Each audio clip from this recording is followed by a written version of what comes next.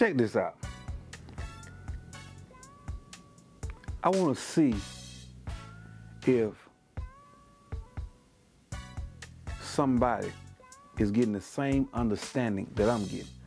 Now, I usually take a certain part of the day and I have my downtime where I take and I do a little studying of the Bible. You know, I read and I also study. And before I lean up on my own understanding, what comes to me, I want to know what you guys think about this. So, let me just take this to this chapter in the Bible, and I want to hear what you all think. Okay, here we go. But I pulled it up on my phone so it'll be a little bit brighter. This is in Luke 12, verse 41, and it speaks as follows. Peter asked, Lord, are you telling this parable to us or to everyone? The Lord answered, pay attention to this. Who then is the faithful and wise manager, whom the master puts in charge of his servants to give them their food allowance? Let me just go over that again. Who then is the faithful and wise manager, whom the master puts in charge of his servants to give them their food allowance at the proper time? It will be good for the servant whom the master finds doing so when he returns. Check it out. Truly I tell you, he will put him in charge of all his possessions. But suppose the servant says to him, my master is taking a long time in coming, and he then begins to beat the other servants, both men and women, and to eat and drink and get drunk. The master of that servant will come on a day when he does not expect him, and at an hour he is not aware of. He will cut him to pieces and assign him a place with the unbelievers. Now, the plot thickens, because this is where my understanding comes in at. But I got my way of thinking, and maybe you got your way of thinking. Please pay attention. The servant who knows the master will and does not get ready or does not do what the master wants will be beaten with many blows. But the one who does not know and does things deserving punishment will be beaten with few blows. For everyone who has been given much, much will be demanded. And from the one who has been entrusted with much, much more will be asked. Not peace, but division. Listen to this. I have come to bring fire on the earth, and how I wish it were already kindled.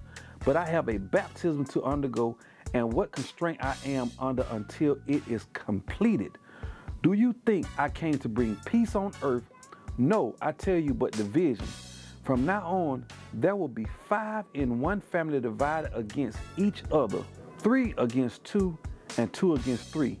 They will be divided, father against son, and son against father, mother against daughter, and daughter against mother, mother-in-law against daughter-in-law, and daughter-in-law against mother-in-law. I'm gonna stop right there. All right. Now, that is also, it's in Luke 12:53, and it's in Matthew 10:35. And Matthew 10:35, let me quote that right quick. It reads, for I have come to set a man against his father, and a daughter against her mother, and a daughter-in-law against her mother-in-law. For I have come to turn a man against his father, a daughter against his mother, and a daughter-in-law against her mother-in-law. What I pick up on this, because there are some mothers against their daughters, there are some fathers against their sons. And I think our Creator gave us a brain not to follow that pattern. And what I mean by that is, if, say for instance, your father or your mother is an alcoholic, you might then inherit that taste. And say you see your daughter or your son being an alcoholic. If you see this, if you're aware of this, if that veil is removed off your face, I think you can stop that. So if we conscious enough to see something about to happen negative or wrong, we're also conscious enough to stop it. But, and this is my but, if your flesh is weak and you're not using what our Creator gave us, you're not using the brain that our Creator gave us, you won't think that you can not go that same pattern that has been traditionally going on that you see as negative. So I think, and this is the way I think, and everybody's entitled to an opinion, I think if the majority of us, all of us, use our brain before our actions, everything else will come out all right. Why would I be toward my son when it says father will be against son, son will be against mother?